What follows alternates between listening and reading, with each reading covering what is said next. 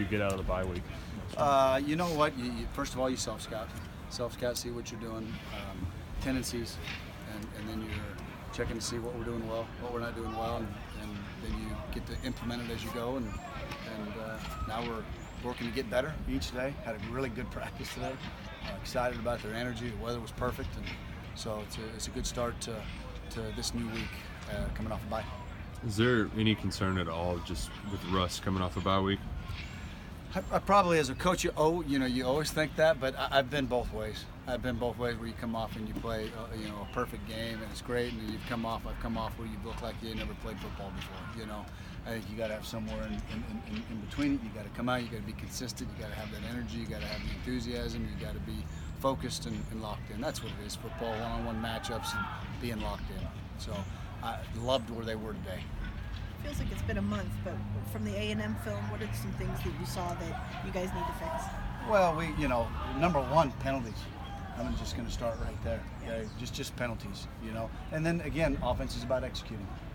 So, if they practice and play like they did today, we executed today. It was really good. It's going to be fun to watch the film tomorrow and show them what they're capable of. You moved Taven inside on the depth chart to one of those inside. Well, he's in both, but what could he get from those inside slot positions, and how much is that an effort to get him the ball more? I mean, I know that's a little bit of both, right? And then depth and where we're at with Cleveland redshirting, and so you have him now, bigger body. They can get in there and maybe post some people up, and so and he's really smart. He knows everything. So that's why Taven was that person, and you got a chance to get him the ball there.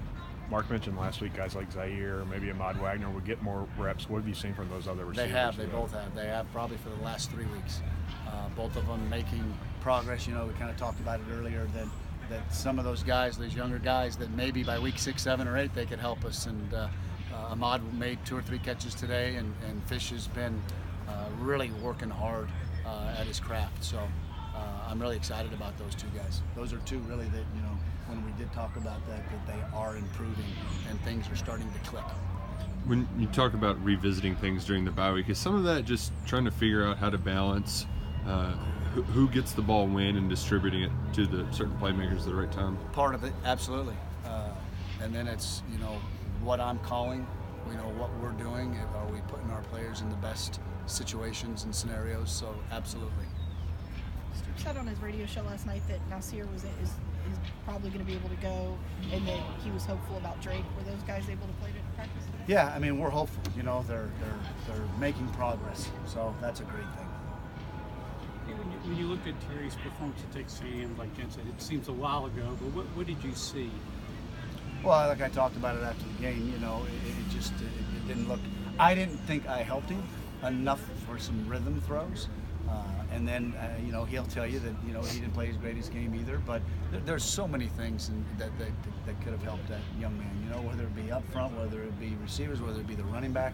We ran a couple of things that were wrong at running back. And so I think it was collective. But he knows we all have to perform better. Coaches, players, everybody, for us to take that next step. What are the kind of characteristics of a Derek Mason defense? Kids know what to do. They play hard. They play extremely hard. They are. You can tell that they understand what's going on, what he's calling. And he's got a new defensive coordinator, and they were together, and they do a heck of a job. It's always when you go against him. I love his humbleness, and he's a heck of a coach. Okay, just as a whole, how do you think the receivers have played so far this year? I think they've played good.